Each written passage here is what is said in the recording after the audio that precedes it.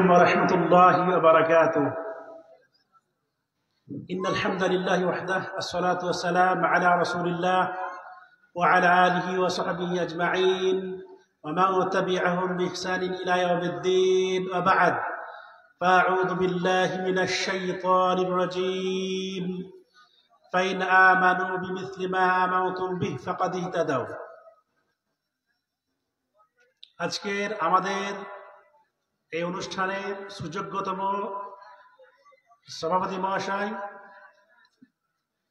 উলামায়ে কেরাম, সামনে উপবিষ্ট ইসলাম দরদি ভ্রাতৃবৃন্দ, পর্দার আড়ালের মা এবং ভগ্নীগণ, আজকে বর্তমান পরিস্থিতিতে এই ভারতবর্ষের মাটিতে আমরা ভারতীয় নাগরিক এই হিসাবে এই দৃষ্টিকোণ থেকে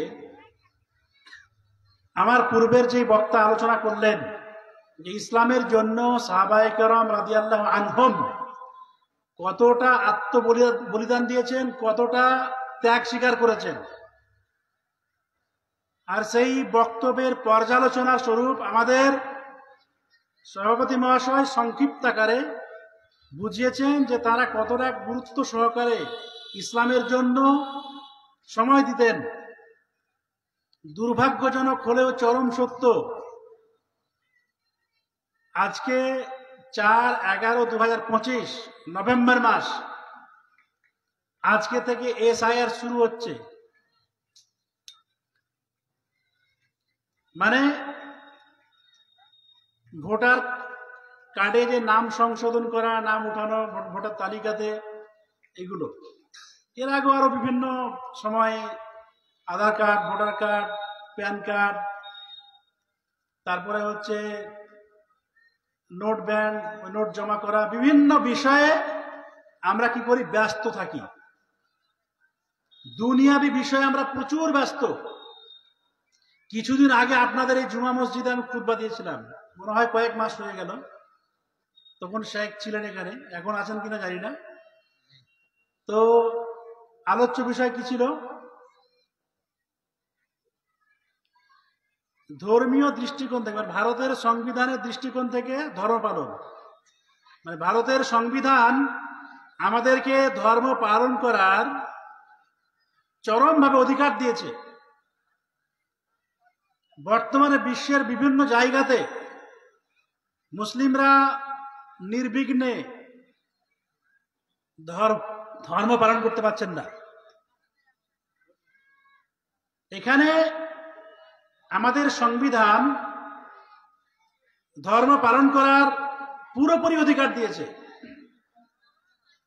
আর্টিকেল 25 থেকে 28 পর্যন্ত আপনারা পড়ে নেবেন। আমি সেই বিষয়টা আজকে বলছি না। আমি যে বিষয়টা এখানে আয়াতটা পড়েছি, সূরা বাকারা সূরা নম্বর 2 আয়াত নম্বর 137, আল্লাহ তাআলা বলছেন ফাইন আমানু বিমিসলি মা আমানতুম বিহি ফাকাদ ইহতাদাও। যদি তারা তোমাদের মতো ঈমান নিয়ে আসে তাহলে হেদায়েত প্রাপ্ত, সঠিক পথ প্রাপ্ত। সাহাবায়ে কেরাম রাদিয়াল্লাহু আনহুমদের সময়ে পবিত্র কোরআন অবতীর্ণ হচ্ছে, তাদেরকে সম্বোধন করে আল্লাহ তাআলা বলছেন তোমাদের মতো ঈমান যদি তারা নিয়ে আসে, অর্থাৎ মুশরিকরা ছাড়া তদানীন্তন সময়ে এবং কিয়ামত পর্যন্ত, কিয়ামত পর্যন্ত যত মানুষ আসবে সকলে হচ্ছে তারা, সাহাবীদের বাদ দিয়ে যে কোনো মানুষ সকলে হচ্ছে তারা। আল্লাহ তাআলা বলছেন ফাইন আমানু বিমিসলি মা আমানতুম বিহি ফাকাদ ইহতাদাও। যদি তারা তোমাদের মতো ঈমান নিয়ে আসে তাহলে হেদায়েত প্রাপ্ত। সাহাবীদের মতো ঈমান যদি আমাদের হয় তাহলে আমরা হেদায়েত প্রাপ্ত, সুপথ প্রাপ্ত, সঠিক পথ প্রাপ্ত। আমরা সূরা ফাতিহাতে পড়ি ইহদিনাস সিরাতাল মুস্তাকিম, হে আল্লাহ তুমি আমাদেরকে সরল পথ, সোজা পথে পরিচালিত করো, সোজা পথ দেখাও, আমরা বলি। তাহলে সরল পথ হেদায়েতের পথ, হেদায়েতের পথ। আল্লাহ বলছেন কুলিল হাক্কু মির রাব্বিকুম ফামান শাআ ফালিউমিন ওয়া মান শাআ ফালিয়াকফুর। আল্লাহ বলছেন, হে মুহাম্মদ সাল্লাল্লাহু আলাইহি ওয়াসাল্লাম, আপনি বলুন, সত্য তোমার প্রতিপালকের পক্ষ থেকে আগত, যার ইচ্ছা হবে ঈমান নিয়ে আসুক, আর যার ইচ্ছা প্রত্যাখ্যান করুক। সূরাতুল কাহফ সূরা নম্বর 18 আয়াত নম্বর 29। তাহলে ঈমান নিয়ে আসাটা আল্লাহ তাআলা কি করেননি? বাধ্যবাধকতা করেননি। যার ইচ্ছা হবে ঈমান নিয়ে আসবে, যার ইচ্ছা হবে কুফরি করে প্রত্যাখ্যান করবে।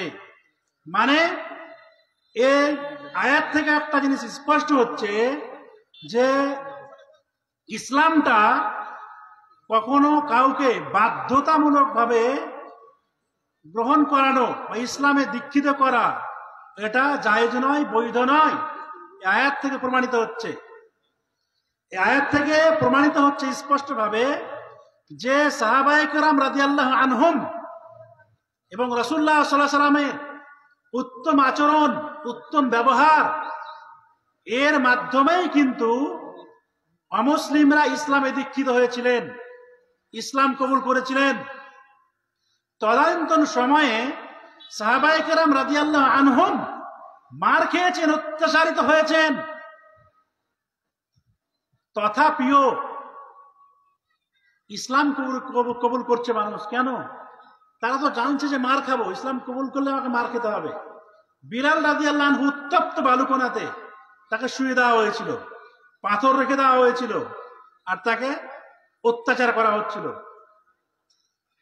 নিপীড়ন, নির্যাতন, স্টিম রোলার চালানো হচ্ছিল। তথাপিও তিনি ইসলাম থেকে বিচ্যুত হননি। কারণ ইসলামের যে শিক্ষাটা, ইসলামের মাধুর্যতা, ইসলামের নীতি নৈতিকতা, এটা তিনি পড়াশোনা করে বুঝে এবং সাহাবায়ে কেরাম রাদিয়াল্লাহু আনহুম এবং রাসূলুল্লাহ সাল্লাল্লাহু আলাইহি ওয়াসাল্লামের আচরণ, ব্যবহার, এসব দেখেই কিন্তু ইসলামে দীক্ষিত হয়েছিলেন। বর্তমান পরিস্থিতিতে আমরা একটু সমীক্ষা করি, আত্মসমীক্ষা করে দেখি যে আমাদের ঈমানটা কি সত্যি সাহাবায়ে কেরাম রাদিয়াল্লাহু আনহুমদের মতো? আমাদের ঈমানটা কেমন? আজকে বর্তমানে সামান্য একটু বিষয়ের জন্য আমরা কি করছি?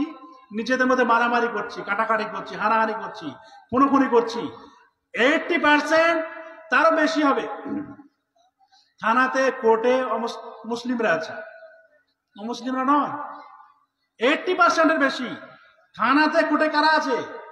মুসলিমরা। তাদেরকে দেখতে হবে, এরা কি মুসলিম? সামান্য একটু জমি জায়গার জন্য, একটু ভিতা আইল কাটাকাটির জন্য মারামারি শুরু করে দেয়। সিভিল মামলা ক্রিমিনালে রূপান্তরিত হয়ে যায়।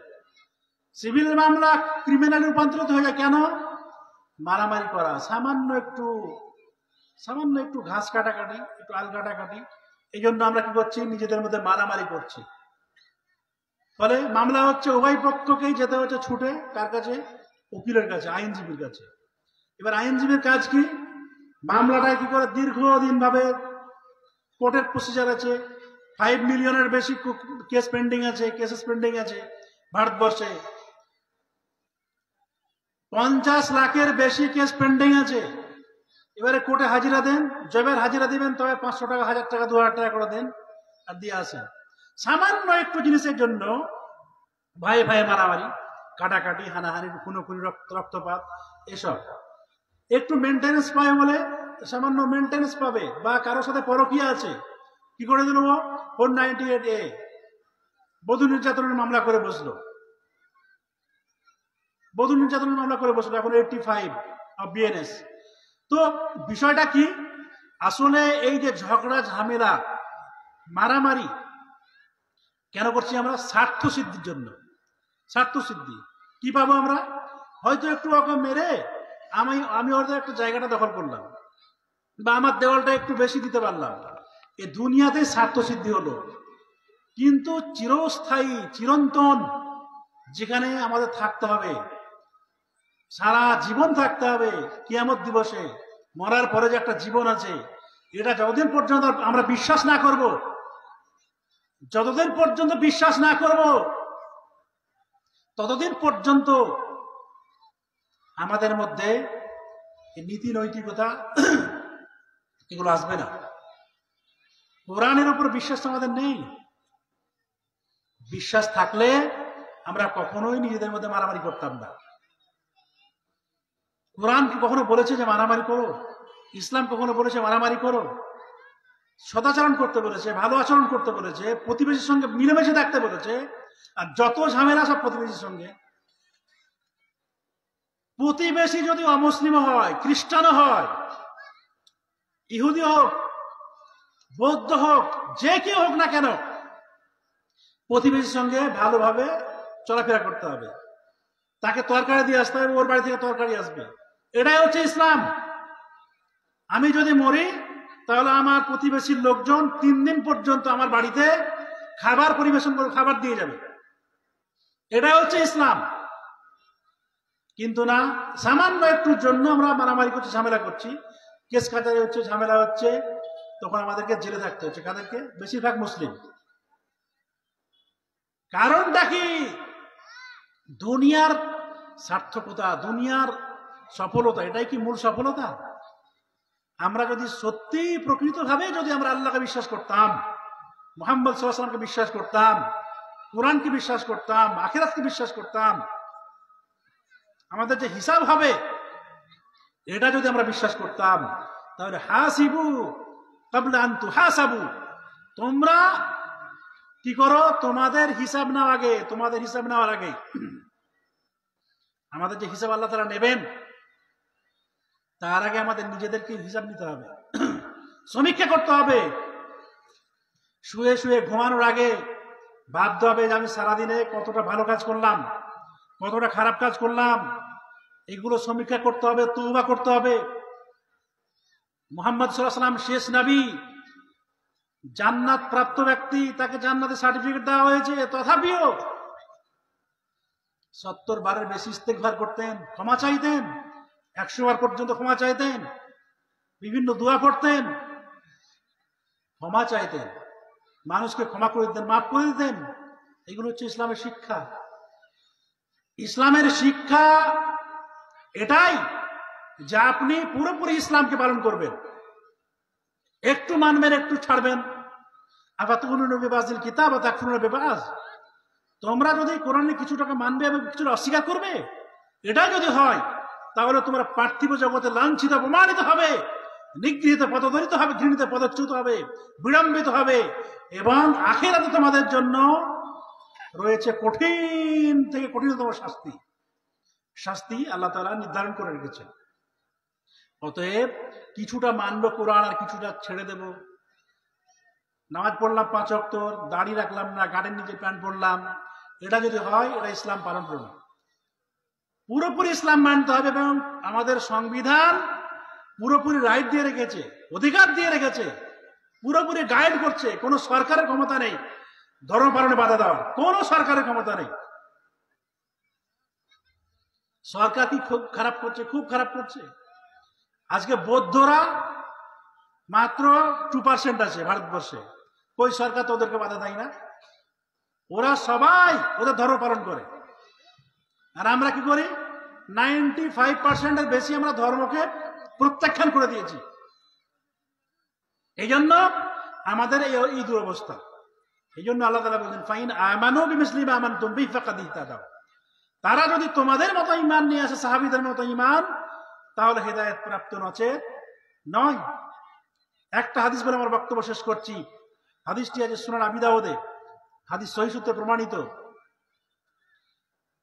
রাসূলুল্লাহ সাল্লাল্লাহু আলাইহি ওয়াসাল্লাম খুতবা দিচ্ছেন, আব্দুল্লাহ ইবনে মাসউদ রাদিয়াল্লাহু আনহু তখন মসজিদে ঢুকছেন। রাসূলুল্লাহ বলছেন, ইজলিসু, তোমরা বসে যাও। আব্দুল্লাহ ইবনে মাসউদ কি করলেন? ফাজালাসা আলা বাবিল মসজিদ, মসজিদের দরজার উপরে বসে পড়লেন। তখন রাসূলুল্লাহ সাল্লাল্লাহু আলাইহি ওয়াসাল্লাম তাকে বললেন, ইয়া আবু আব্দুর রহমান, হে আবু আব্দুর রহমান, তুমি ভিতরে চলে এসো, ভিতরে এসে বসো ভালোভাবে।